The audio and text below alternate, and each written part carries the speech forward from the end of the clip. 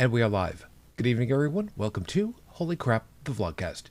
The Vlogcast comes from a skeptical point of view to answer some of the questions of why. This Vlogcast started as a combination of spite, the Streisand effect, because, oh, baby. Oh, baby. We were just discussing tonight's topic before we got started over here, and let's just go ahead and say that, yeah. It's more fun when we get this this level of research done right before story time because, oh baby, part of this is to follow through with the old adage that sometimes the journey is more important than the destination. I'm your main host. I'm known as Shujin Tribble, and you can find me pretty much everywhere under that name. That's Shujin. Hi. Oh baby, this is gonna be fun. This is gonna be funny. It's gonna be sad and infuriating, but it's also gonna be really funny. But isn't finding out last minute details just fun? It is absolutely delicious right this particular time. This is really delicious. I'm enjoying the hell out of this. From the Midwest of the U.S., being able to join us tonight, Brigid Fitch. Good evening. Good evening. It is currently 23C here, which is 74 degrees in Barbarian. And the humidity is 97%, which is just really gross. It's not that hot, but man, it is sticky. That's not fun. No. That's not fun. No, it's not fun. Yeah, been there, done that. Don't like it, especially when I'm at work. Which, by the way, over the last couple of weeks, first off, thank you guys for being patient about last week.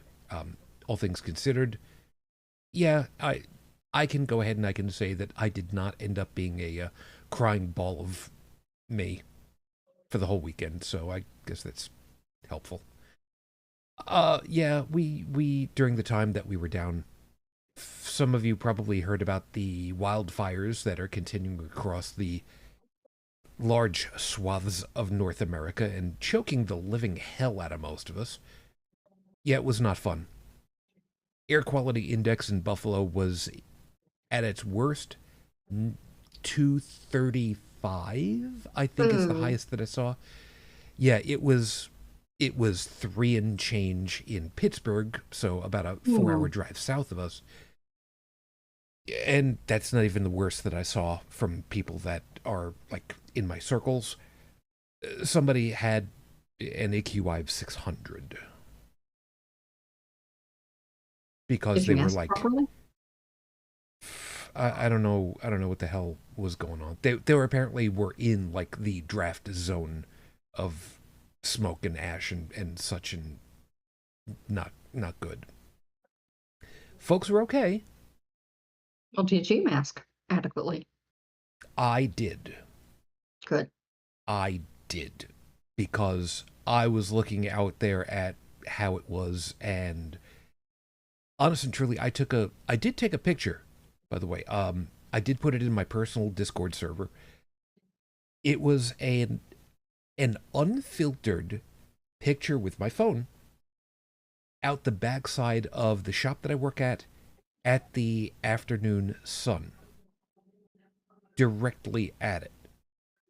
And there was so much soot and ash and such in the sky that my phone had no problem with taking that picture at that point. It was just horrible. It looked like the old classic 1940s smog in LA. It was that bad.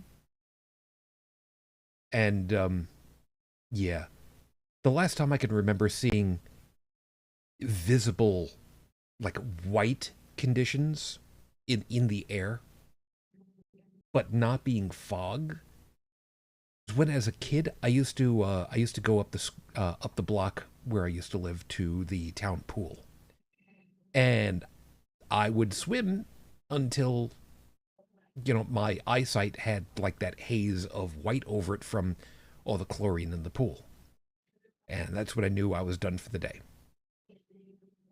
I was a stupid kid, but I had fun. Anyhow, keeping everybody on top of everything. UnrenownedTech is unavailable tonight, so that's okay. And we are probably going to ask around a little bit in some circles and find out if anybody's got, time to be on shows with us, because we could really use a couple of folks, two or Yeah, three, Shujin needs some sidekicks, that's for sure. and very much would love to have ladies for a change. Yeah. It has never left my memory that I believe it was episode 100 that we specifically did, where I wanted an all ladies cast. Obviously, That was my show, my 100. rules. And we did have some very good conversation. So I'm not opposed to having, a female heavy show at all. Matter of fact, I would very much love that. But I'll take warm bodies.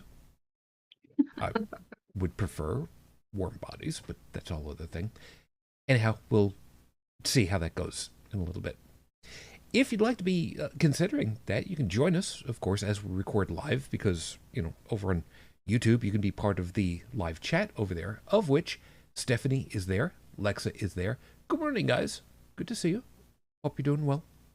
Hope you're staying safe over there. And Lexa's pointed out, by the way, that level of humidity, that's just a big old nope. Yeah. Yeah, it's nasty. It's just overcast. It's not even thinking about raining. Yeah. It's just That's gross. Yeah, it's just everything is just got this level of just ick all over it. Mm-hmm.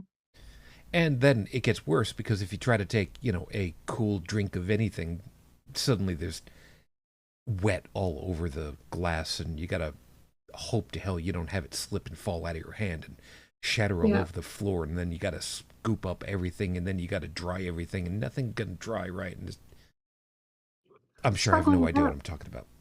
Yep, struggling with that right now. Yep, I've got a cold beverage and it's slippery. Yeah, that's fair. That's fair. Now, how about I get things rolling, because I really want to get to this. I really want to get to this topic that we got on hand. By the way, Yeah, I just wanted to clarify for the beverage that I'm drinking tonight. It is an Arnold Palmer homemade. For those who don't know what that is in the UK, it's half lemonade and half black tea. so it's not bad. That's fair. For those who are at all interested, by the way, the horrible scopes, which I normally post those over on Tumblr also, I'm going to begin trying to get the recordings from Friday nights when they originally premiere, so that when they get posted, there's an audio portion to go along with it, too. So we'll see if we drum up a little interest that way. Anyhow, let's get rolling over here. I'll get things hopping, and then we'll pick up on that. So, with 5 minutes on the clock, your 5-minute freestyle is going to start right now. And the problem is, I don't know that I actually practiced saying this word. I even had to go looking it up. APOPHENIA. Now, I had a situation earlier this week where the plug it all together ideas started coming into my head, and not in a good way. Apophenia is the unconscious system whereby the human mind makes connections between things. Sometimes they're correct, sometimes they're not, but pattern matching is one of those things that the human mind is really good at. Especially if it's not even thinking about it. So I've run into a problem. I've run into a situation where there are similar things that have happened to me before, professionally. And this is what's gotten me concerned. I think it's the best way of describing it. I have a situation at work where maybe, just maybe, bad things could happen. And what those bad things are anybody's guess. And the problem isn't what caused it. Because, see, there was a complaint that was levied, apparently, online, anonymously, about me. They said that I said something, quote, inappropriate, unquote, while I was at work. Now, what that was wasn't described. But yet I still got a written warning because of other stuff that management tacked on to that, apparently. Now, why? I don't get. Especially considering that, well, the complaint said literally, quote, something inappropriate, unquote. Okay. Well, I've worked front-facing customer service, talking with people for a very long time. What could I have possibly said? I know me.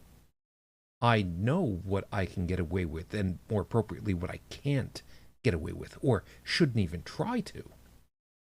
I know when to say things, how to say things, how not to say things. I mean, shit. When I'm done with an interaction with people, if I'm, like, really unhappy with them, or I think they're being absolute asses, instead of saying, well, anything else, I say, g'day. That's just my personal code. And if somebody were to hear that as a parting message, they wouldn't think anything of it. Perfectly reasonable. Especially if you're an Aussie. Which, by the way, if you're an Aussie, I'm not having a drinking contest with you. I know better. But what could I have possibly said? Now, the only possible thing that I could think of, only thing, would be if I had said, Hail Satan. With the repressive area that is here, I could see that. But the only time that I do say that, and I do, admittedly, if someone opens, or I should say closes the encounter with, God bless, or have a blessed day. Now, this is where it gets to be funny. Because you see, if that's what it is, if that's what it's about, well, then these people are going to have a real hard time with this one. Because if the only time I say it is in response to them opening up that door, well then, if I'm a card-carrying member of the Satanic Temple, and I respond in kind, well then, I don't see where the problem is. If we're supposed to respect everyone, and this company does, then would that possibly be the problem? And if that's the problem, shouldn't somebody bring it to my attention, or management's attention? And if they do, all I got to do is go into my wallet, whip out my membership card. But yet, I still have to look at everything, and I have to wonder, what did I do? What could I have done? What possible connections would there be? And I'm stuck holding the bag going, I just don't know. I hate that feeling.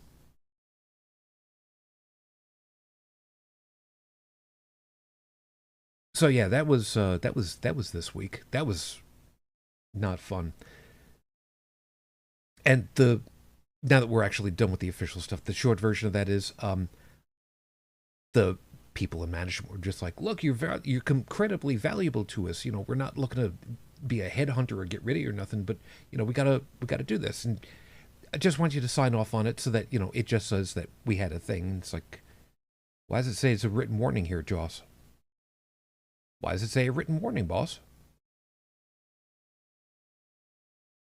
So yeah, I'm looking at stuff and kind of wondering what in the hell's going on. Thrill. Hey ho, how about we keep it rolling over here? It'll be time for the horrible scopes. So for those of you that know what your astrological sign is, cool. Those of you that don't, you can make it up however it is that you'd like. I do still have my D12 over here, and this is mine. You can't have it. Tough. So happy summer, by the way, everybody. And since we are deep into the center of it all, and we've still got some time before Coyote versus Acme releases, yes, that's coming next month. Let's give every creature some movie homework until then. Now, it is not actually school season. This isn't really, homework in the traditional sense, but it's going to be worth doing. So get your Hollywood Video membership card out of mothballs, and let's see who gets what from the top 100 summer blockbuster movies. Aries, number 87 on this list, 1978's Grease.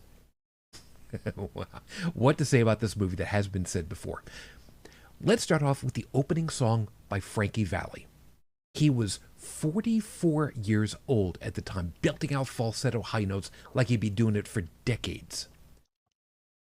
Which, to be fair, he had.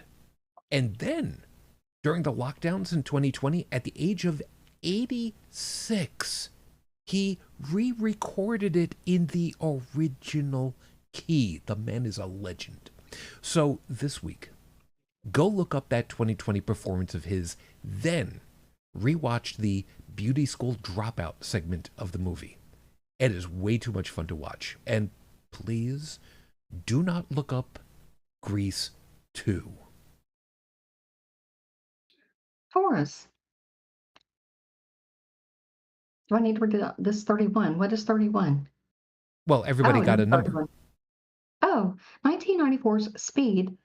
If we said we'd take Keanu Reeves, Dennis Hopper, and Sandra Bullock, put them into a thriller with a bus whose lineage had to have been the Bluesmobile, you'd think it'd have to be a comedy, right?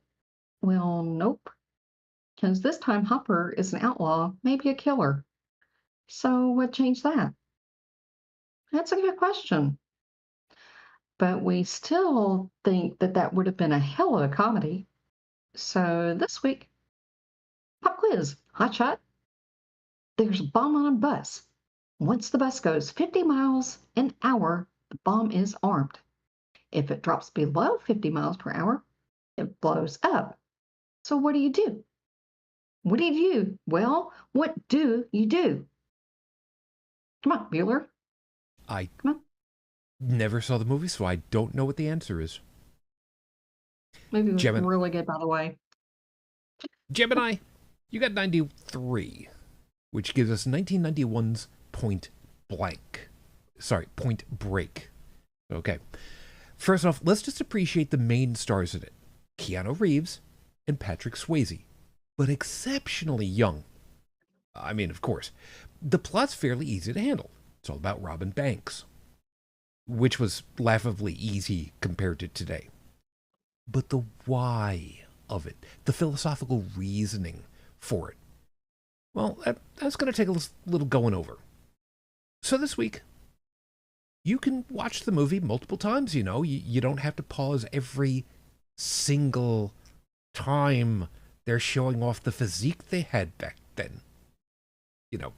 Plus slow-mo. Slow-mo's a feature now. Yeah.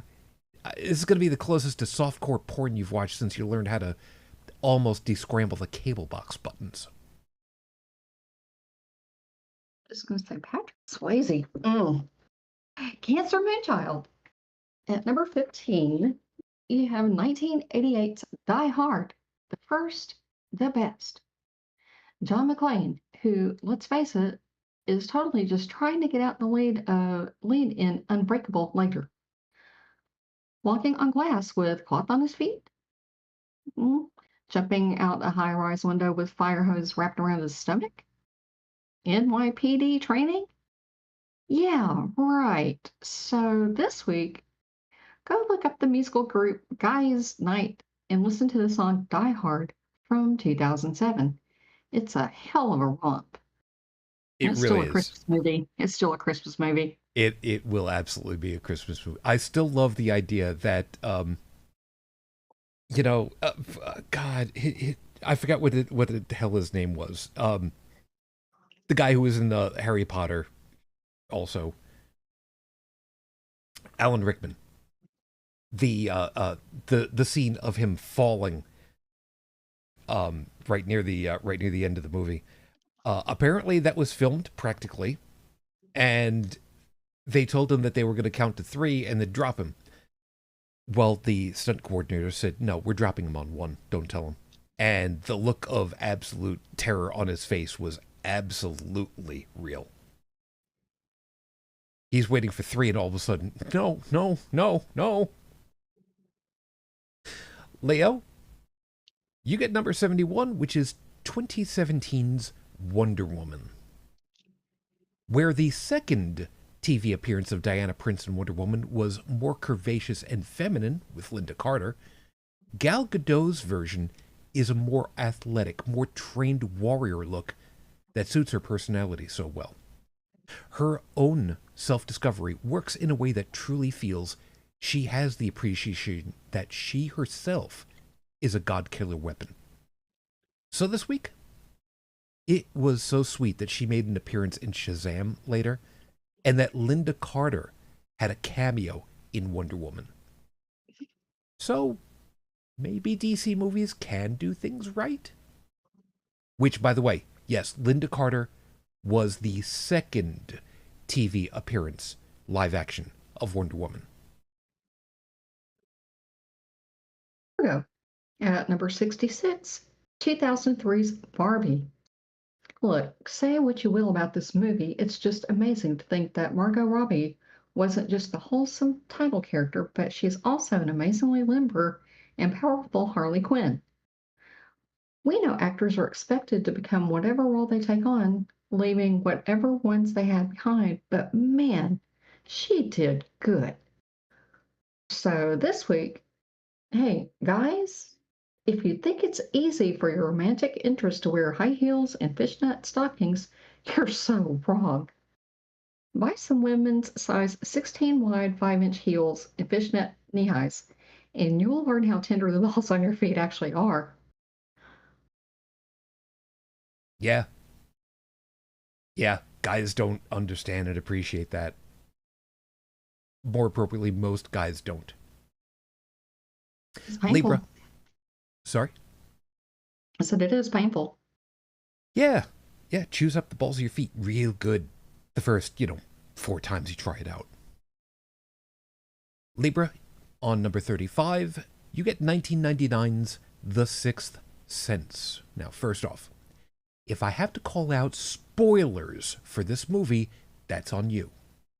The whole "I see dead people" line became so iconically memeified that people completely forgot how devastating it was to realize Bruce Willis's character didn't know he was one of those people. It was all clever visual blocking and timing and non-reactions that misdirected everyone like it was a Penn and Teller stage performance.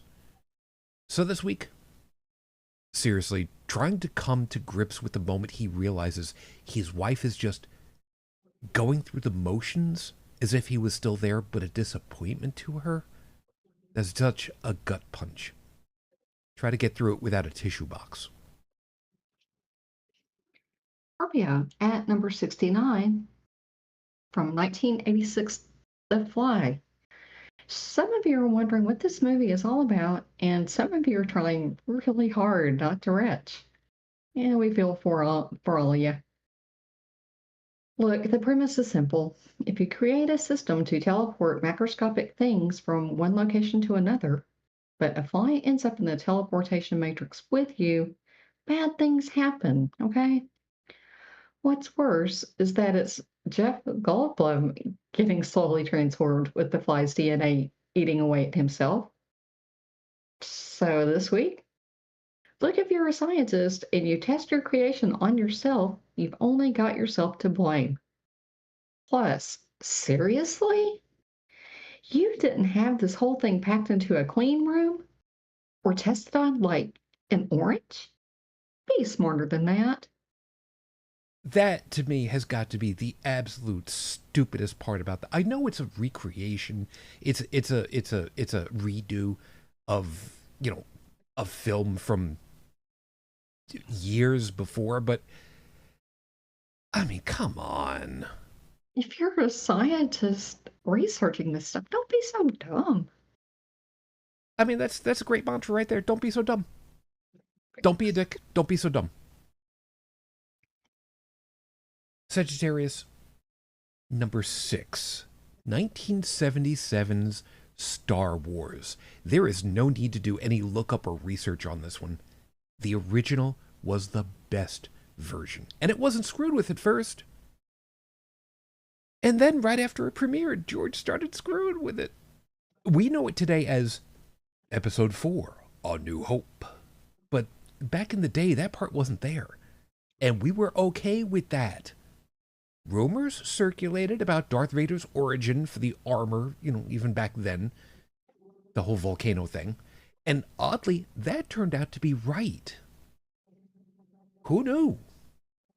So this week, if you look hard enough, you can find the original unspecialized version to download and watch. And it was fun. Go watch it again. Popcorn. Number 94, 1984's Purple Rain. We know some of you don't give Prince the full accolades he deserves for his music, but the fact that he made a film and the soundtrack, and both were still insanely popular, says something about how successful he was. Sure, most of his music is, at its heart, the blues, but he kept making it different enough to not notice easily. So this week, try to name any Elvis movie that's half as popular or Madonna movie. See? It's a worthy film to rewatch. I haven't seen it myself, so I guess I got something I get to look You forward need to to. watch it. It's a good movie. Soundtrack is really good too. Aquarius, number 32, 2004's Harry Potter and the Prisoner of Azkaban. Now, before we all realized how horrible a person J.K. is, the Potterverse was in full swing, adding more and more magical weaponry and creatures and shenanigans that boarding school students would get into, except with the real possibility of being put into wizard prison. So this week,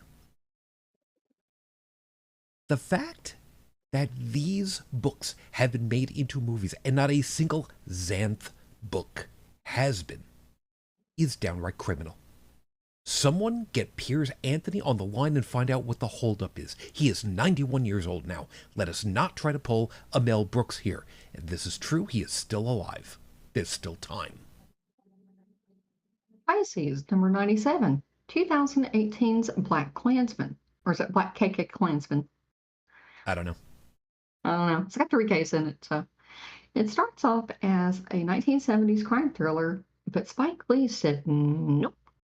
Made a hard left-hand turn and twisted the good guys always win optimism with a hard-to-swallow reminder of just how gritty the times were then. So this week, okay, maybe this one isn't for the single-digit age kids to watch, and maybe you'll need to have extra popcorn on hand, but it's still on this ranking for a reason. And as an aside, I'm putting out a special honorable mention for all of you. This year marks 42 years since the release of The Last Starfighter. It is still great. It is still amazing to watch, and Centauri is an absolute gem. There has been talk about doing a sequel for literally decades. Maybe, maybe not. But minimally, it is fun, and it is worth it. And Disney, take notice. That's how you do a live-action show. Those are going to be your horrible scopes for this week. Remember, if you like what you got, I tried to work really hard on these, so good. Go out to the movies. And if you want to do a nastier or better one for yourself or someone else, you can bribe me by asking, because, I work a lot on vanity. Or you can bribe me with fungible assets over at the Coffee page. That's coffee.com/Icarus the Lunar Guard. I'll have these posted online at the end of the week. Tumblr, Facebook, Coffee, Discord, BlueSky, and like I said, Tumblr will begin having the audio version also from the Friday night shows when they premiere. And yeah, I looked it up, and 42 years, man. I know that that one hurts a little bit because it means gods, man, we're getting old, but I'm gonna rewatch it again just because it was so much fun. Robert Preston? Yeah. Famously, he was in The Music Man, which he had to fight uphill in order to get the film role because they didn't necessarily want him, although he was basically the role on the stage for it. I don't know what they were thinking, but hey, you know what? We finally got him, and that's the important part. Where is my title card? There it is. It's episode 574 on the docket, Your Honor. Heisenberg levels of correctness. Oh my word. Okay, so where I work, we get donations of products, a lot of products. And I get the chance to take a look at some of them. And, there's some stuff where I will take a picture or a short video. And, I remember this. This is amazing. The short version that I posted where we got a wooden case for somebody to go out and service old tube TVs and whatnot with a whole bunch of vacuum tubes still in it. And the cardboard cases on them are still pristine. But one of the things that came through was a book. This book just. Okay. I did put pictures in the Discord for us in the picture repository. Specifically, the name of it is Exploring Creation with Chemistry. In this case, very specifically, the second edition. Now, here's where we're having a little bit of a problem. Because listed as the contact and writer for it is Dr. J.L. And here's the problem. I don't know if it's pronounced Wile or Wiley, because it's Wile. I didn't go looking it up. I didn't bother. Because this book, published in 2003, was published by Apologia. Yes, it's a homeschooled chemistry book from the Christian perspective. I had to take a look at this, and I had to just see what kind of crap was put into it. And then I'm looking through the list of chapters and everything, and I found the section over there specifically about scientific laws.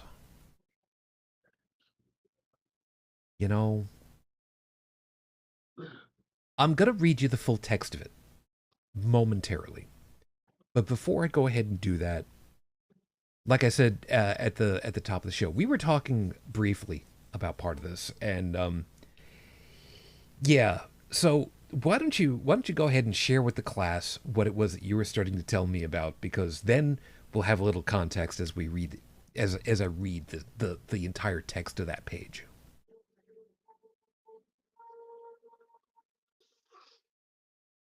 Brigid. Yeah. Yeah. Why don't you tell everybody some of the stuff that you were talking about with me, what you were having a problem with before I actually read the text? Well, there was one section in there that was explaining this, theory of spontaneous generation, that was dispelled hundreds of years ago, and had made the claim that that had begun as a hypothesis, moved on to a theory, and actually became a scientific law, and that scientific law was proven to be incorrect. Therefore, you could not trust science because you just can't because of laws like that. But that was never ever a scientific law. Whoever wrote that lied. I mean, the other stuff was problematic, but that was the one thing that I looked at that and I was like, whoa, whoa, whoa, whoa, back up the bus. This is no, it was not a law. Never. and did some research to verify my thinking was correct. And yeah, it was never a law. And the funny part of it is, even if it were a law, science knows enough to not trust itself so that it could eventually disprove it, which, regardless, sooner or later, it would have been. That's one of the things I love about it. So, y'all ready to hear this? I don't care because I'm going to read it off anyway.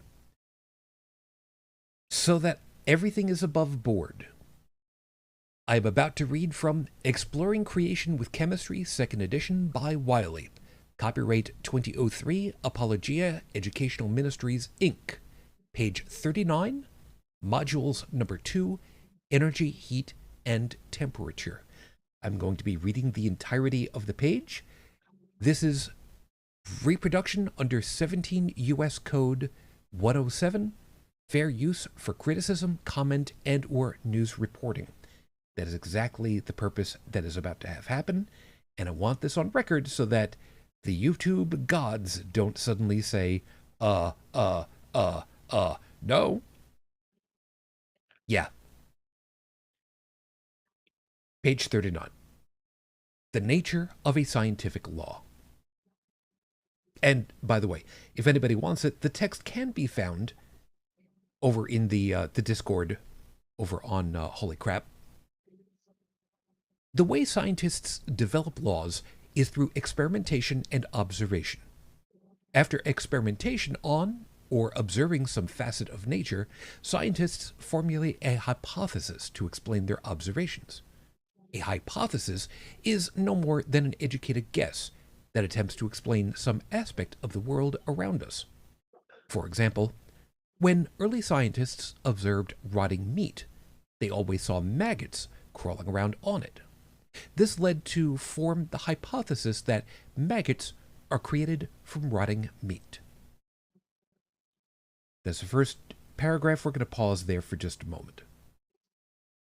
So, yeah, there was the idea that perhaps rotting meat just naturally, spontaneously formed maggots. I mean, if you don't see what's going on, I mean, yeah, you could go ahead and you could say that, well, I didn't see anything happen, so that's got to be it. You could get away with that if you didn't really think too hard about it, but no, that's not how science works.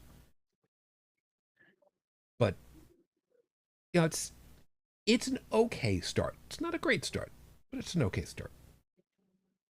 Next paragraph. Once a hypothesis has been formulated, scientists test it with more rigorous experiments. For example, after forming the hypothesis that maggots are created from rotting meat, early scientists did experiments to make sure that the maggots were not coming from something else. They would put rotting meat on a shelf high in the air to make sure no maggot could crawl up to it. Even when the rotting meat was put high in the air, maggots still appeared on it. To early scientists, such experiments confirmed their hypothesis. Despite the fact that there was no way for maggots to crawl up to the rotting meat, they did indeed appear on it. Many similar experiments convinced early scientists that their original hypothesis was correct. So, you want to go ahead and start railing against this one just yet, or you want me to go a little bit further yet? Oh, you can go a bit further. No, that's fair. That's fair. Again, this is a level of your parts are correct, but there's still okay. Next paragraph. Once a hypothesis is confirmed by more rigorous experimentation, it is considered a theory. Early scientists called their theory, quote, the theory of spontaneous generation, unquote. Don't worry, we're going to get to that. As the centuries passed, again, we're going to get to that, many more experiments were done to test the theory. These experiments seemed to support the idea that life, such as maggots, can be created from non-life, such as rotting meat. After centuries of such experiments, the theory of spontaneous generation was considered a scientific law. We're going to grand pause right here because, holy crap, we just stepped in it right there, didn't we? I'm going to start off with rotting meat is not life. Bullshit. Meat is still life. The only time it is actually non life is when it is actually decomposing. It was alive. Parts of it are dead. Some of it's still alive. Not much, but come on. And yeah, the idea that the theory of spontaneous generation, as you mentioned, that was never a scientific law, now was it? Nope. Yeah, and rigorous experimentation. I'm gonna hold this container of meat up in my hand, away from everything, so that no maggots are gonna crawl up all over me. Shoo, go away, flies. Everything's fine. Rigorous testing, sure. For centuries, that's the best that people could come up with. Come on.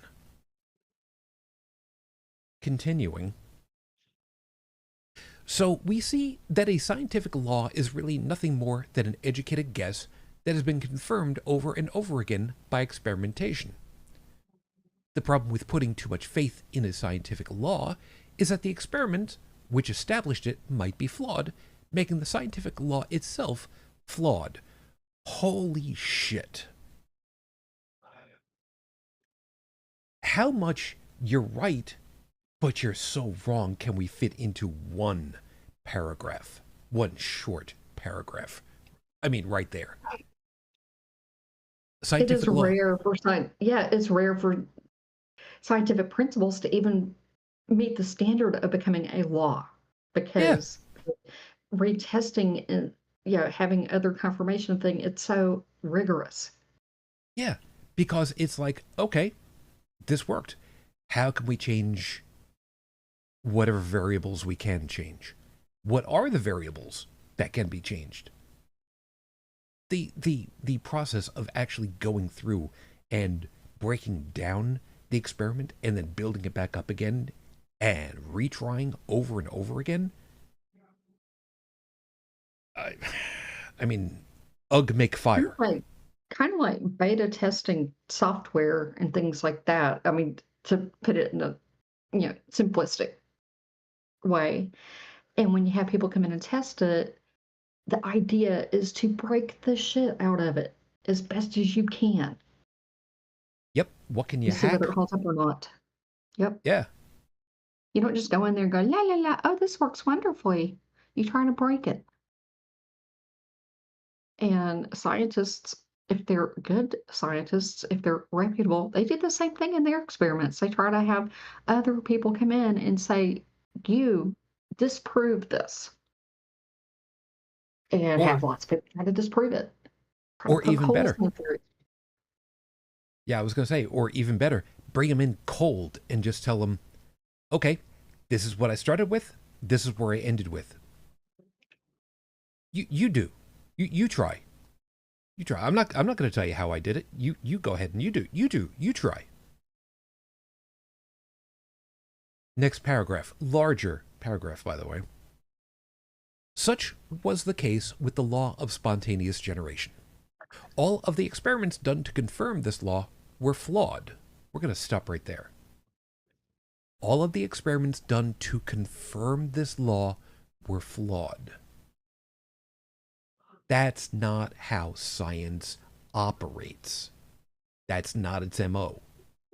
You don't try to prove something, you try to break it. Where did I hear that from before? Oh, yeah, from her. Gods, just Dr. Wiley. Continuing, however,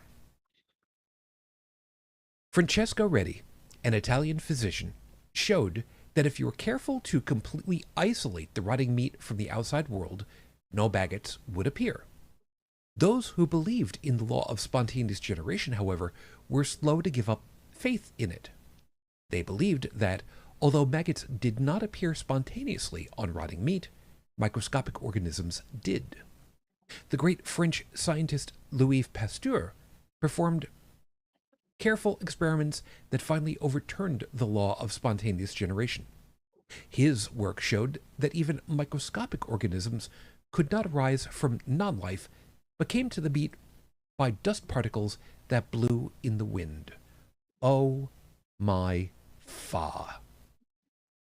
I have not looked over this experimentation in an incredibly long time in my lifetime at this point, but even I remember the way that it was proven beyond the shadow of a doubt was to have three different pieces of meat. One in an open container, one in a completely closed container, and one with a piece of cheesecloth on top of it, secured and tied down so that nothing could get past it and into the meat. And that's how they found out that flies were just swarming on top of the cheesecloth trying to get at the meat, which did not have any maggots to it still.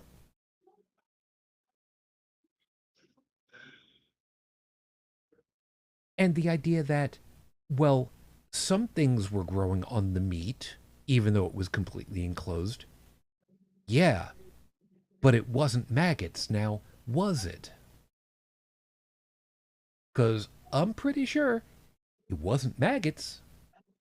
Because if it was stuff that was just on motes of dust, it's going to be some kind of single-celled organisms eating away at the food. Continuing, the point of this rather long story is to illustrate to you that when you read about scientific laws, you must be careful not to put too much faith in them. Science is an endeavor created by flawed human beings, so science itself is flawed. Its laws are a good guide for trying to understand the nature of God's creation, but they are not absolute truth. Remember that. Right about now, I would like to dip my head in a bucket of liquid latex, allow it to dry so that I could pull out all of the hair on my head at once. Oh, oh, baby. How do you instill so much skepticism and misinformation at the same time? This is a Homeschooling. masterclass. Homeschooling by religious wet jobs. Yeah, yeah. And it's just, it is absolutely, I mean, I read this page over. Like I said, I've got the picture of it from work that I put up, and I read it, and I instantly knew we had to talk through this thing because holy smoke, man! Absolutely, I don't even know where to begin myself because it is just so abundantly clear that somebody, forgive me, Doctor Wiley, Wile, whatever. I think it's wild, probably. I don't I don't really much care at this point. That he absolutely had to have been, well. Oh, and according to some stuff, he has an quote earned PhD from Rochester. I forgot what it was. I don't have the page open anymore. On nuclear. It was nuclear medicine, wasn't it? Something like It's that. nuclear Chemistry, something or other. nuclear, something. Yeah. But the point being is that how do you earn a PhD with this as your scientific model for learning? I mean, how? I have no idea. I mean, that's why I was curious where he had gotten his education because, I would think that a reputable university would not have allowed his dissertation to stand when Probably. he went to defend it. Although, to be clear, we did not go look up information about his doctorate, whatever That's his true. dissertation would have been. We did a very cursory search, and here's the laughing part about it all. So this book is copyright what was it, 2003, Hmm. and it was Mr. Wile who was the publisher also, because he owned I want to say it correctly, Apologia. He sold Apologia 5 years after this edition went to press to someone else. Don't know if it was an individual, if it was the name of a new company. Don't know. I didn't look that far into it. But he did put up a post on his own self titled domains blog. I love people who do stuff like that. It was like drwiley.com or something like that. Anyway, he put up a blog post about it and said that he was no longer associated with Apologia, but that he would be helping with them with some online course load work or whatever the hell it was. And here's where we started to have a really good laugh. He at first didn't want to explain why he didn't want to be associated with Apologia anymore after he sold it. He finally kind of, after being asked about it publicly on this blog, he did announce or did respond and say that the new owner and he had disagreements about their methodology, and that the new owner of Apologia was following his Christian value system for scientific research, which was apparently partially in conflict with his own Christian policies on scientific research. So, um, yeah, we had a good laugh, just kind of going. So, two Christians can't agree on something. Imagine that. Yeah, you'd think if it was all right, all correct, that everybody would agree.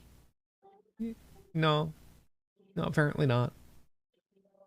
Apparently not. And I find that absolutely delightful.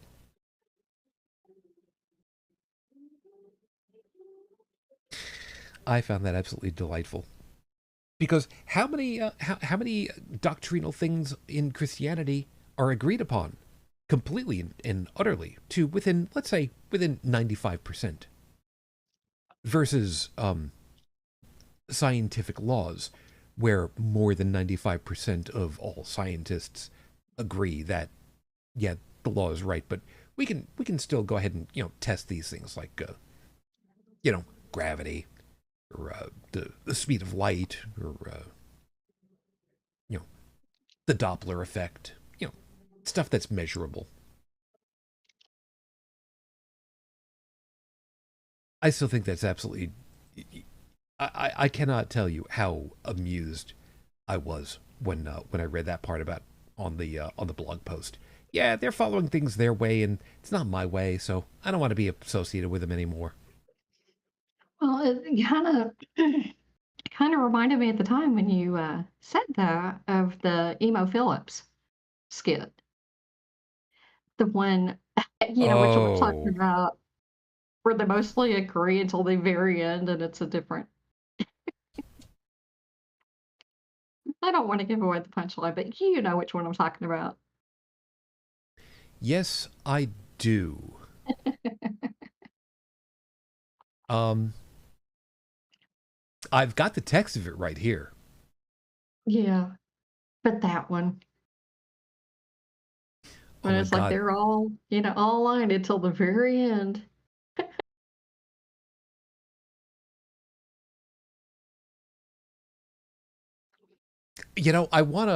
I actually want to read it through because my Okay. God, it's been so long. Well, you're a better reader than I am, so go for it. It's just because I wind up my glasses before every show. Once I saw this guy on a bridge about to jump. I said, "Don't do it."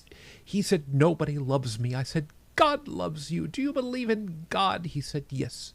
I said, "Are you a Christian or a Jew?" He said, "A Christian." I said, "Me too. Protestant or Catholic?"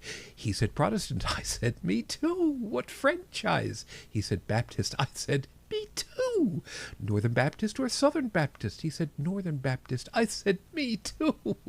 Northern Baptist, Northern Conservative Baptist or Northern Liberal Baptist?" He said, "Northern Conservative Baptist." I said, "Me too. Northern Conservative Baptist, Great Lakes region or Northern Conservative Baptist, Eastern region?" He said, "Northern Conservative Baptist, Great Lakes region." I said, "Me too. Northern Conservative Baptist, Great Lakes Region Council of 1879 or Northern Conservative Baptist, Great Lakes Region Council of 1912? He said, "Northern Conservative Baptist, Great Lakes Region Council of 1912. I said, "Die, heretic," and pushed him over.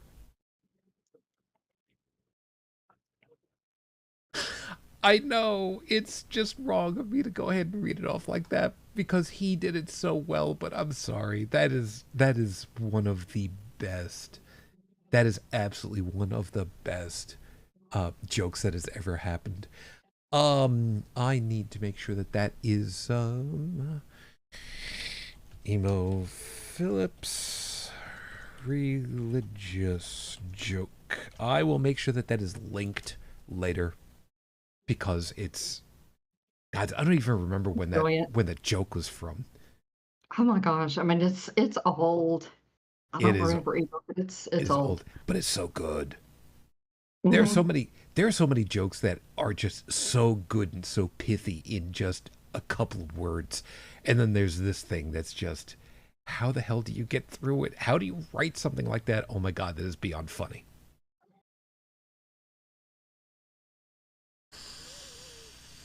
God, it's been so long since I last heard that one, and I know I didn't exactly do it justice, but holy hell, I didn't stumble completely. You did Good for good. me. I did. See, if we had known we were gonna pull that one and had time to rehearse for a few minutes, we could have done it together, back and forth. Yeah, it's true. I could have pulled off the Me Too's. Yeah. But the beautiful part about this though is it completely improperly illustrates the problem that these people cannot agree on stuff nearly enough, and it doesn't matter how little the difference is. Okay,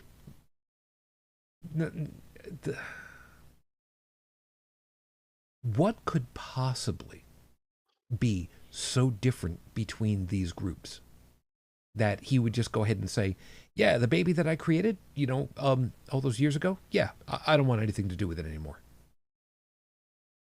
Yeah, that's very weird. Very weird. So what? Maybe they changed tactics and said that yeah, the Earth is a couple of billion years old instead of a couple of thousand years old now. Could be. Could be. Could be. There's some very religious scientists that say that you can still have all of it, the everything that God made happen because God set it into motion and didn't just let it go, and still have the principles of evolution and gravity and electromagnetism and speech, the way that it's just naturally come to be. Okay. So, what created the universe? God did it. Cool. How? Why? Don't know. He just did. Cool. How? Why? Because aren't those two of the biggest scientific questions of anything? How did something happen? Why did something happen? And so much, happens after that, trying to figure this stuff out. But the idea of having young people be basically told, yeah, scientists, yeah, you can't trust everything that they say. Just, you know, sure, just nod your head and say, yeah, and then go ahead and open your Bible to find out what bats are labeled as. You know, if a real if a god had left behind information that gave us information about, technetium, for instance, in unambiguous terms, 5,000 years ago, there could be something attributable at that point. Of course, it's also entirely possible that it could have been a more advanced civilization that left information behind at that point. But I mean, let's not go too far.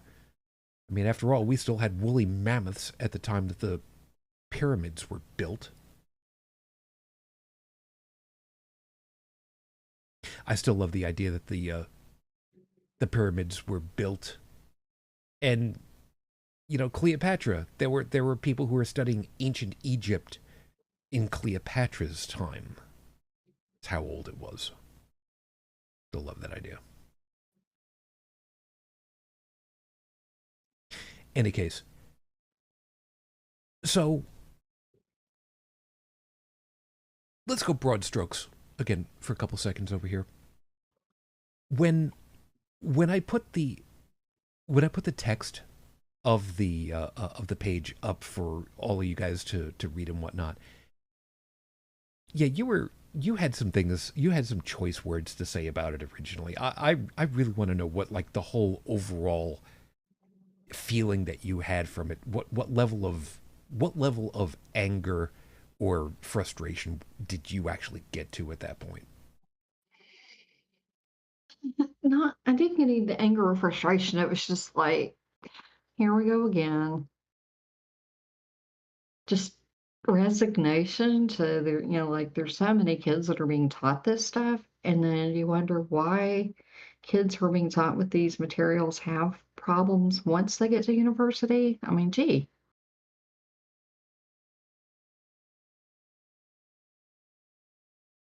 And I'm trying to read over some of the stuff because Stephanie had said definitely Wiley as in Wiley E. Coyote. I'm sorry. I Now that you've said that, I really want to call him Dr. Willie. Really want to call him Dr. Willie. And yes, I know exactly what it is that I'm saying. Why do you ask? Just saying. There are some people who do not speak proper English, and they need to up their game. That's right, up yours. Well done. Um. So yeah, and the thing that kills me about it is that the book itself, it is a homeschool book. I mean, there's no two ways about it. It's intentionally sold that way, and Apologia does still exist. They're currently on edition 3 of the chemistry book. I don't Okay. know what could have possibly changed since version 2 came out in what was it, 2003? I think is what it was. Yeah, 2003. And we're now boy, would you look at the time, over 20 years later. So to their end, um apparently not much has changed in over 20 years.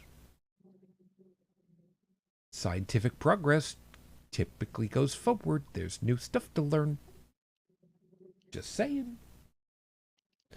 But if they didn't update very much of anything in over 20 years, really kind of gotta wonder what's really in there that's worth.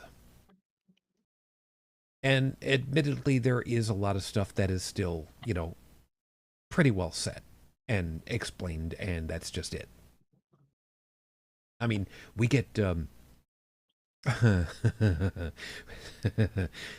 get we get some educational material from like the 19 teens, and it's stuff about electrical theory and high voltage information and construction materials and cross reference information for you know forces of nature and how to account for sag in different construction materials. You get the idea.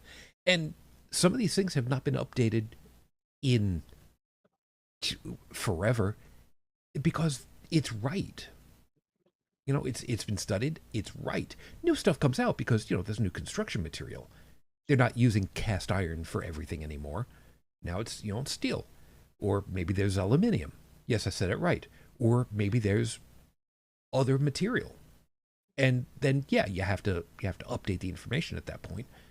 But for the stuff that they had from the 1900s, they did all the research. They tested everything until they found out what breaks and what doesn't.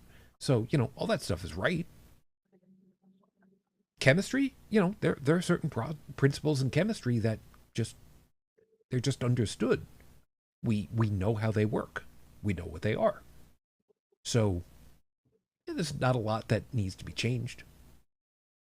Not a lot that needs to be updated, especially at that level. You start getting into college level, then you got to be a little bit more careful about the stuff that you learn because you're learning much more intricate stuff. But still, um, third edition after 20 years, and I have to imagine that the third edition probably came out sometime after uh, Dr. Willie decided to leave Apologia after he sold it. I had to Yeah, imagine that was it. probably so. Yeah. Um, Lexa saying, Dr. Willie, perhaps with a degree from Hollywood Upstairs Medical College. I no, it was I forget which one in Rochester. So it looked like he had um, a legit earned doctorate. What in exactly or how? I don't know, man. I still have a problem with trying to read over this and thinking that any anybody who has any scientific experience would listen to this, would read this over, and probably would be just stopping like more than I did and just that's not how this works. Yeah, I see what you're trying to say, and yeah, I know that you're wrong. You know that you're wrong, but you're wording it in such a all right, whatever. All right. Let's get to the bigger pieces, and it's all the bigger pieces. And the idea of spontaneous generation of life. Why do I get the funny feeling that this is just the precursor to the whole?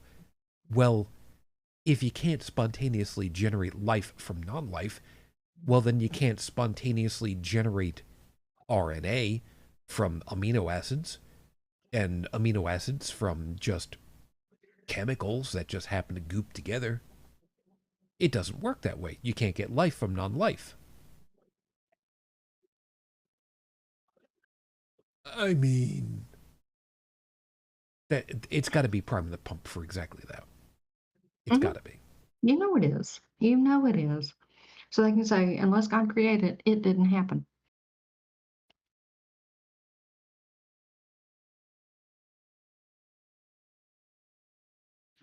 That's exactly what that is. Yeah. And Promise you. I'm sorry, I Stephanie promise saying, you. my misspelling is leading to comments that make me laugh as I eat my breakfast. I have pills which have to be taken at 6 a.m. with food. I will Or blame don't do you that. if I choke, but this is fun. You know what, hun? It's the weekend. If choking makes you fun, you know what? That's fine. We're not going to kink shame you or nothing. You do you. It's all good. It's fine.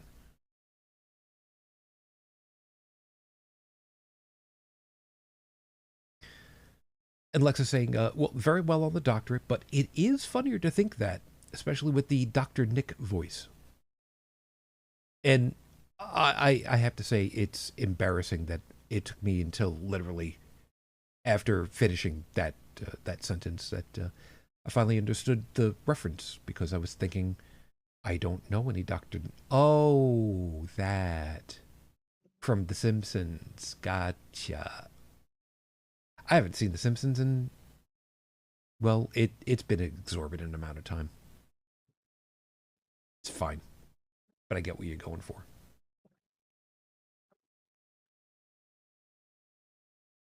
So we don't have to worry about homeschooling at the moment, theoretically, because for us over here in a good portion of the Americas, school's out, or at least it will still be for a little bit longer. I have heard about some groups that have started schooling again for this next year already. I find that unconscionable without air conditioning because it has been hot and stuffy and humid. There's a reason why summer break is supposed to have happen.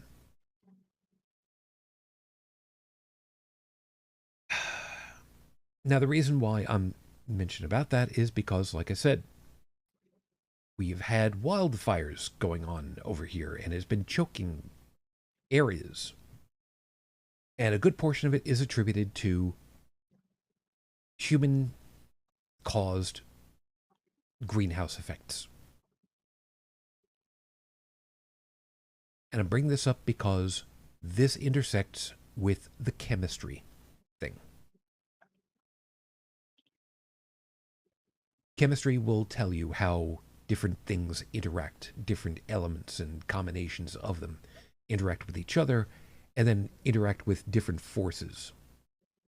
For instance, it's how we know that things like water has a specific heat. It will hold on to heat for a certain amount of time, and it will gain heat again over the course of a certain amount of time. Energy transference. And how it's trapped and reflected and changed and manipulated. And yet, and yet, and yet, these kinds of groups will go ahead and say, nope, this isn't, this has got nothing to do with humans. This is just a natural cycle that goes on.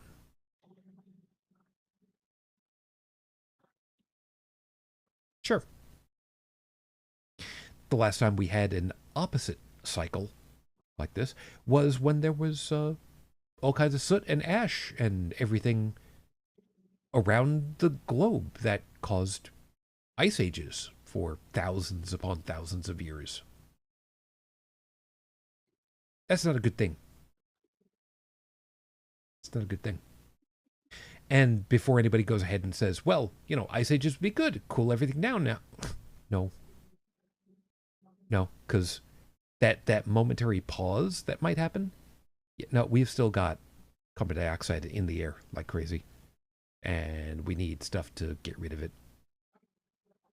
It'd be really nice to have, trees everywhere to absorb it all, but geez, shoot, that doesn't happen quite that quickly now, does it?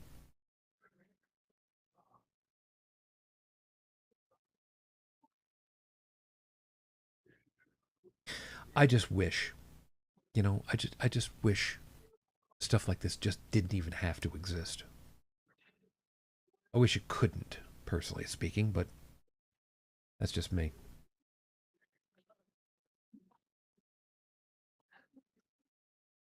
So, without having the full text of the book with us at this point, and again noting that it was a pretty decent thick high school level textbook. What kind of things do you think that they might be able to get away with in chemistry, of all things, to attribute to divine intervention? Oh, lots of stuff, I'm sure. Well, I mean, the As long whole, as long as you didn't, like, do any experiments that would, like, you know, go horribly and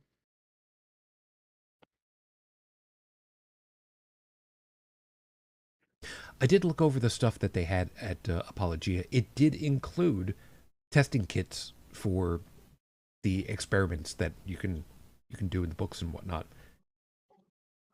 I don't know that I necessarily trust any experiments that you could do at home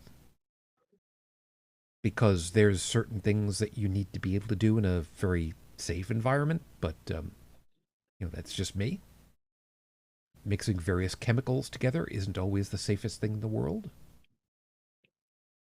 Cleaning stuff comes to mind.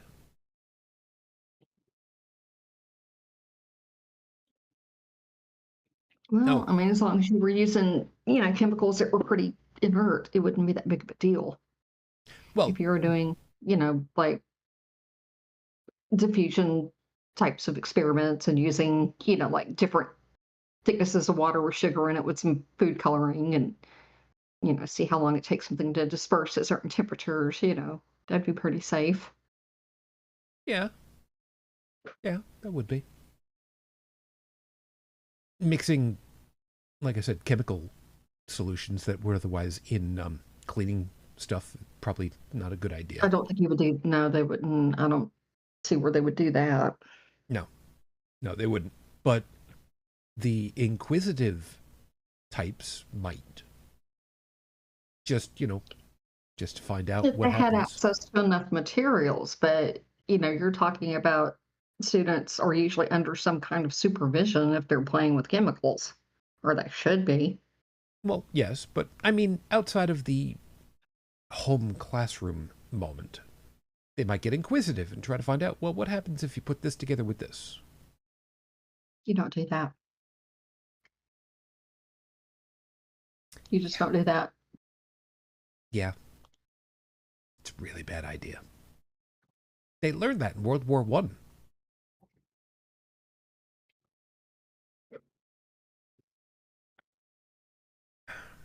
And then,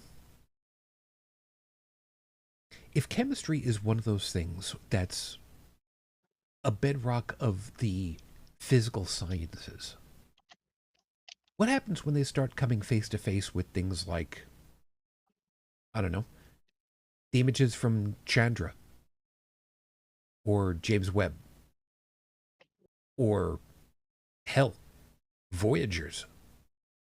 I doubt those people were homeschooled, don't you?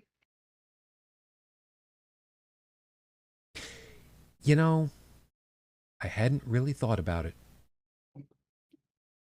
Additionally, let's also remember the people who put up, very specifically, Venara, Voyager, um, Apollo, Gemini, Sputnik, Mir, the International Space Station, Skylab, and I'm trying to remember what some of the other space probes were. The ones for the heyday into like the 70s and early 80s, these were people that were schooled on analog pieces of technology. This wasn't stuff that was super incredibly whiz bang, total black box magic. This was stuff they understood how every piece and product in those devices operated. Hell, the lunar landers, for instance, the computer systems, they were hand wired and soldered into place out on the middle of Long Island, where I grew up. My mother has been friends with one of the people that was actually working at Grumman at the time, you know, doing the wiring, literally soldering wires in place. This wasn't stuff where you had computer chips for everything. You had, if you had a couple of them, You were lucky because they were freaking expensive. They were huge. They sucked down battery power like crazy. So much stuff was just analog. You had to know what you were doing. And you had to account for things that most people don't even think about. You know what? I'll give you an example of something because it's one of those things that I had to learn about when I was getting my ham radio license. And it blew my mind because it was something I'd never thought about. We, generally speaking, understand about the speed of light, the speed of light in a vacuum, 186,000 miles per second. I forget what it is in kilometers per second. I'm sorry, is what it is. And we understand that, generally speaking, electricity is another electromagnetic pulse and follows pretty much the same speed. I had to learn that different styles of electrically conductive cable have different transmission speeds for electrical signals. Because how long a wire is can determine at what point in the waveform a radio signal, an electrical signal is as it passes through. And believe it or not, that can make a difference in how a radio transmitter or a radio receiver operates. But counterpoint, if you remember back to, I don't remember what grade it was, but it was, one of these homeschooling curriculum books for, I think it was grade school or something, had a whole chapter on electricity and magnets. And on electricity, it was like, how exactly does it work? We don't know. It's a mystery. I can't remember the publisher of that, but yeah,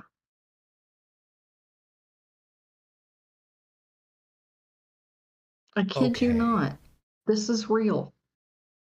The problem with this is that it's wrong and it's right at the same time.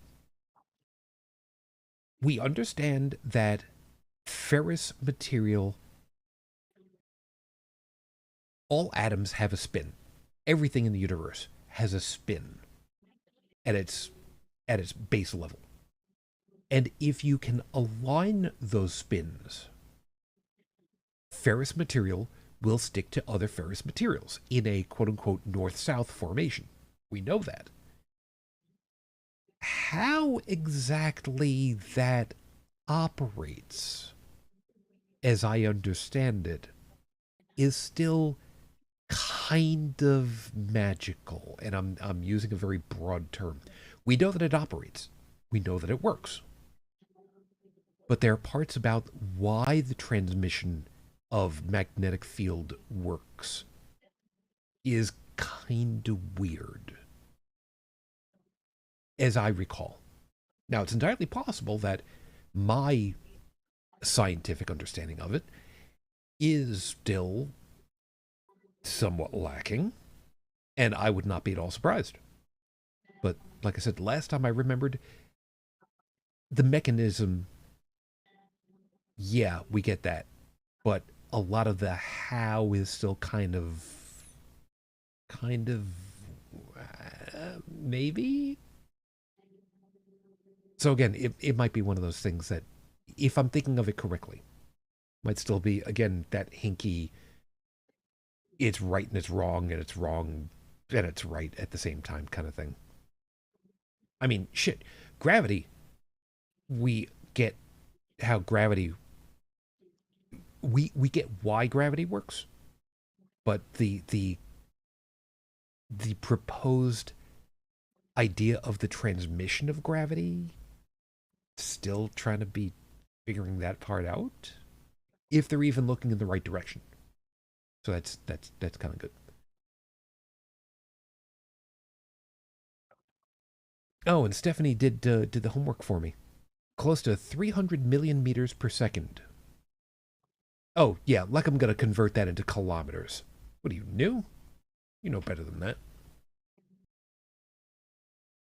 And yeah, I know. It's moved the decimal point. I know. I'm just being that way. Shut up. Leave me alone. It's your system originally. Don't even start with me. Shut up.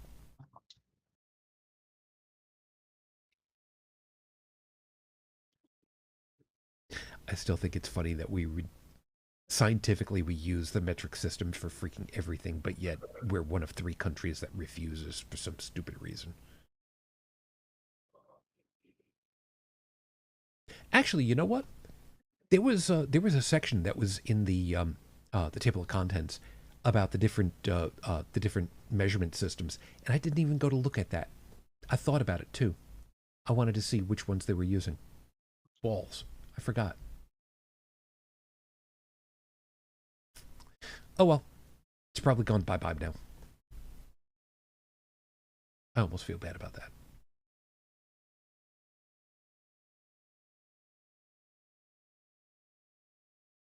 So there's not much of anything that we can do about it because it's out there. People are allowed to do their thing, and so long as the kids end up coming in and finishing and properly testing to prove that they've got, you know, an agreed upon curriculum knowledge, there's not much of anything to be done about it. But well, you kind of experienced part of that when you went off to higher education. What are these kids going to be in store for? A rude awakening. It's going to be a shock, especially if, like in my case, they had no concept of, evolution or, survival of the fittest or Darwinism or any of that stuff. Now, I don't know that these other kids would be that naive, but they could be if they were, younger creationists. Absolutely, they would be. Especially if they got to them early enough, if they were homeschooling like always, they've got nothing Hmm. else to base it against. Yeah. And if they, wait to start homeschooling until the kids in like, I don't know, third or fourth grade, they still haven't gotten to that point yet. So, yeah.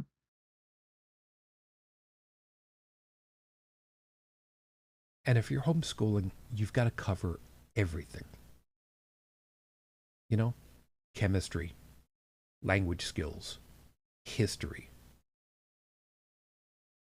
And I'll be honest with you, most parents are not equipped to do that. They might do well in one or two areas, but they're not going to be really good at all of them unless they happen to already be an educator of that particular grade or, something like that.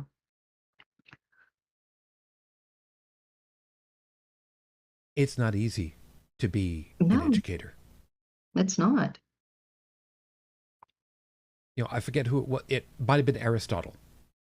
It might have been Aristotle who, and I may be completely butchering the paraphrasing itself even, that a good educator is able to explain a concept to anyone at their level of understanding. Again, I don't remember who it was that said it. I don't even remember if I've got the right wording. I probably don't even. But I mean, it's a different it's a different system trying to explain the electron cloud to a second grader compared to someone who's getting ready to go off to college. You know?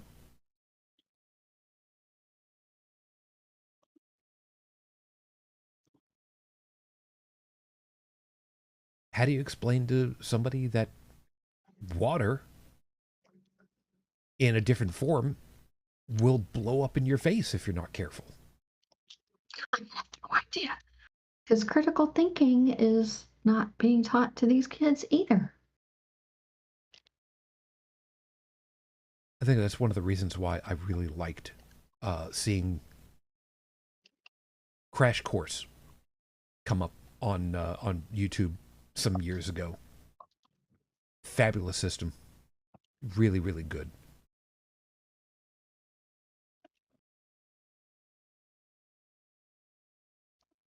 And Stephanie's pointed out something, and this kind of thing was in the back of my head.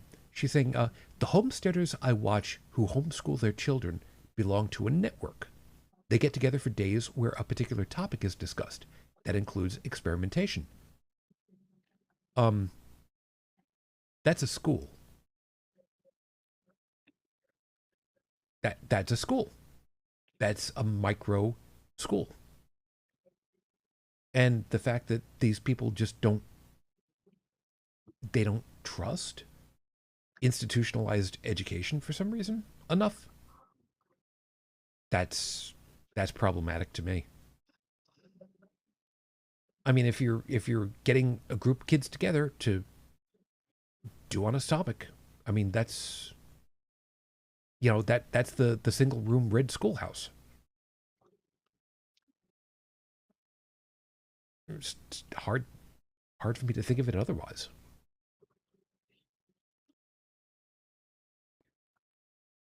And she's also said this, and I want your input on this one. Sadly, the Christian homeschooled kids are told college is bad. Yeah, unless it's a Christian institution like Liberty University or Hillsdale or something like that, because you've got all these evil liberals that are gonna try to make you an atheist. When in actuality, it's the opposite.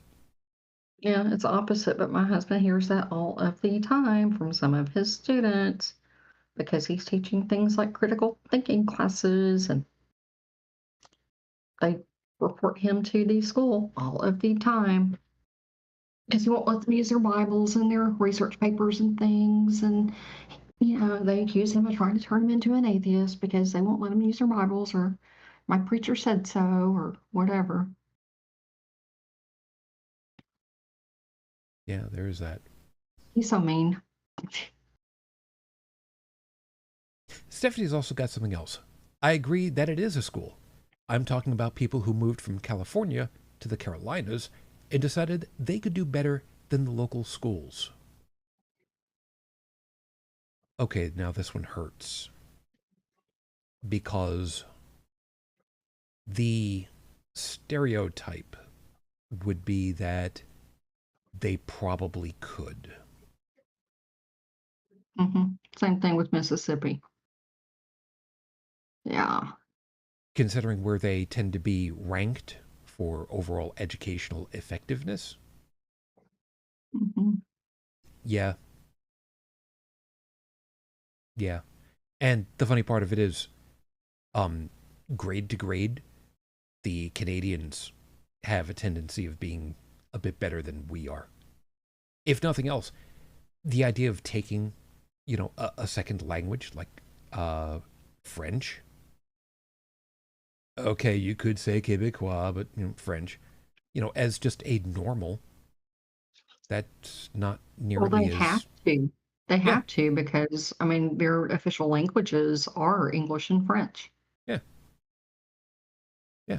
And the idea that America doesn't offer nearly as many options for additional languages.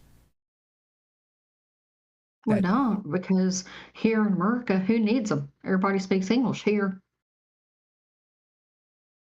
yeah, Or like I saw recently, like within the last couple of weeks, we don't speak English here. We speak American. What? pl- please tell me you're being facetious. I'm not.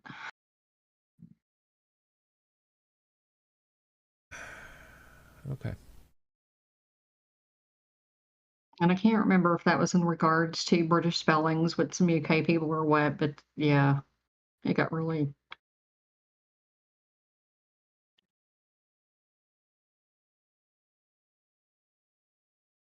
Overall, this country is a xenophobic little bunch. and trying to figure out, you know, if there's anything that could be done for these situations. There's not much of anything to be done, is there? I can't think of anything. We just got to allow these people to be. I hate to say it this way. I really, really do, believe it or not. We have to allow these people the room to be as ignorant as they are by their own choices. Yeah, but you can still put pressure on society as a whole, and it will move on in a few decades. Yeah, yeah, that's the piece that hurts the most, isn't it? The fact that these investments in education, they take lifetimes to Hmm. really come through. It's another one of those situations of you plant a tree not because you want some shade, but because you want your grandchildren to have shade.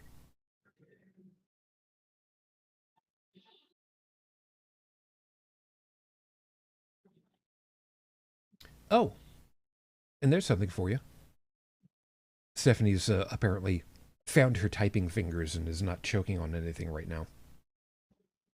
Saying, Brigid, did you see that short video where someone had said that people should just speak American and a Native American enthusiastically agreed that that was a good idea in her native tongue? Awesome.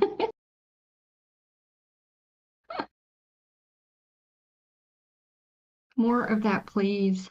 Yeah, yeah, I would tend to agree. You know, the funny part of it is where I grew up on Long Island, there's a bunch of towns where you look at the spelling and you hear how it's actually pronounced and it's like, where the hell did this come from? Oh yeah, this was Native American names. And people are just, how the hell are you supposed to pronounce that? One of the easiest is Ronkonkoma, which actually is spelled the way that you think it should be spelled. And then you got Patchogue and Kuchog and yeah, that's a whole other thing. Sorry, I'm having a little bit of a missing my hometowns kind of moment. That's all. That's a thing. I don't know what else there is to really bleed out about this whole thing. I mean, it's we. Yeah, you're right. The best that we can do is just when we find these people because eventually they will kind of make a mistake or say something or give off something that will recognize it. I guess we gotta be ready for it for when it does happen and just kind of try not to be assholes about it. I guess probably a good idea. I don't want to be a dick.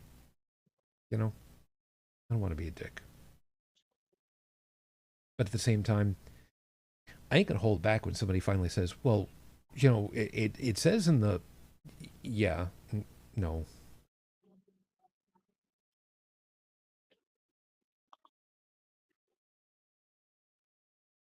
I'm glad I got the education that I did.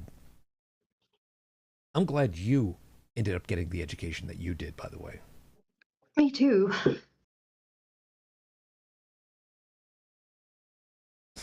Man, I remember you telling us about some of it and just um the whole just I don't want to use the expression, but I'm going to use the expression the whole coming to God moment of just uh uh wait a minute. Yeah, I was very sheltered as a child and as a teenager, and yeah, if there had been wide access to internet back during that time, would I have been allowed any internet? Oh no, no, no, no, no, no. Or very very curated.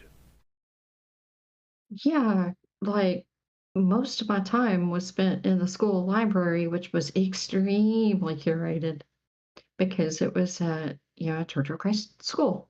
So yeah, I read a lot of encyclopedias back then. Yeah, a lot of good dry information with encyclopedias. But you know what? It was educational. Oh, hell yeah. And for kids like me, I was very much of the pick a random spot, read about a piece, and then go look at all the associated pieces that went along with it, and cross reference. Yeah, yeah. But then again, I was also the type of kid that kind of got looked at weird because I would be very much trying to read while everybody else was working on stuff that I'd already finished. That was me. That was me. Yeah. Yeah. Stephanie's also pointed out, I think the Hollers could give people lessons in good parenting. The Hollers Homestead, if you're interested. I'll definitely be looking that up. They're Christians, but they do not shove it in your face. Just mention in passing that they are off to church or always say grace before a meal. Okay. Okay. Um, I think we pretty well agree. If you're behaving yourself and you're not forcing it on anybody else in any way, and it's just your extended book club, sure, okay. As soon as you start telling hospitals what kind of medical advice they're allowed to give, we're going to start having issues, though. Just saying.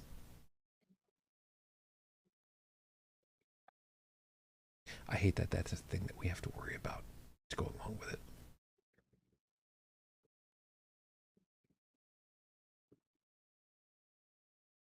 That's a weird thought that just went through my head. There are so many um, Christian oriented hospitals, and how many of them are actually like operated, no pun intended, by people who are hardline fundamentalist Christian schooled believing type individuals, and how well are they working out?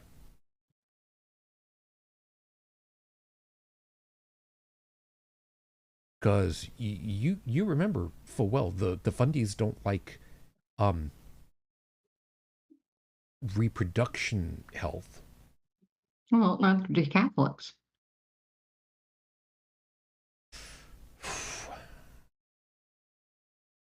I know, at least in my area, if you decided that you were going to, have a tubal ligation after, delivering, you could not get one here. None of the hospitals. You just not available.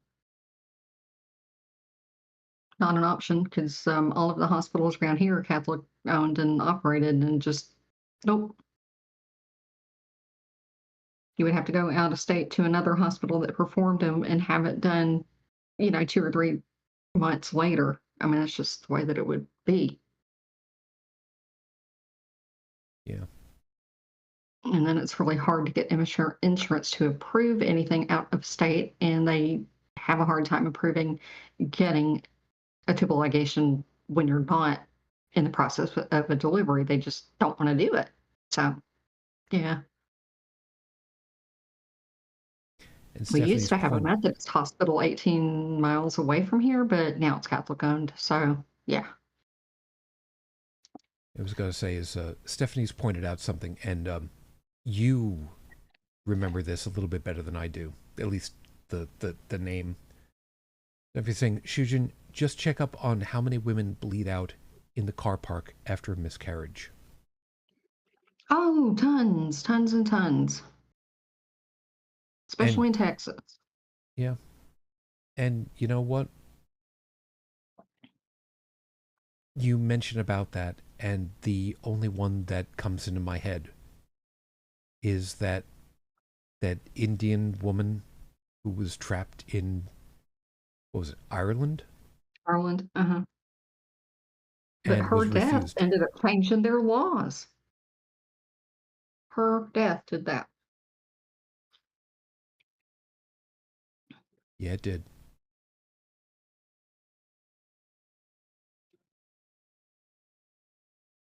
Really, I want to say I'm really glad for that. I wish that it didn't need to have the cost that it did. Right. I'm glad that if they forced her to die like that, at least some good came from it. But she should have never been denied care.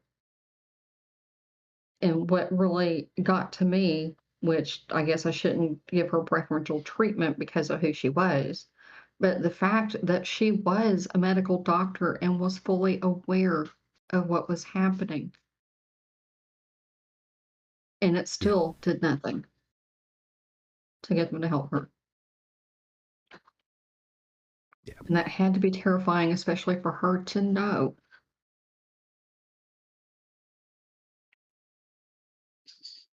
yeah. And Stephanie's just chimed in this exactly the same pieces. So yeah, we remember. Hmm. And I think that's one of the most important pieces.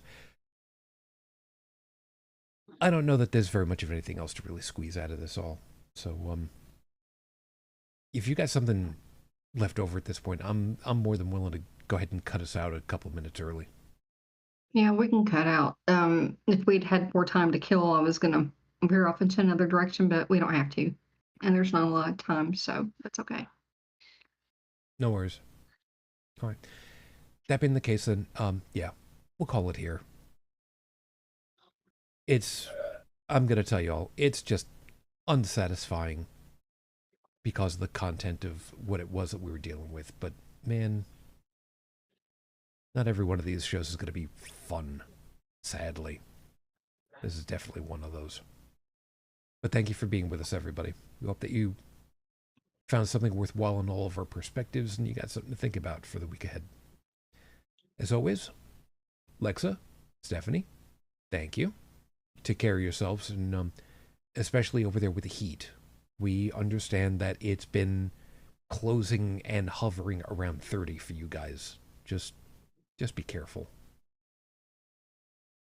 Brigid, number of people that could be the target of your ire this week. And reminding you that we had off last week. So you want to I double up have on anything? forgotten. I have forgotten things from 2 weeks ago. Oh my gosh, I've been asleep since then. Um, I'll give you two of her.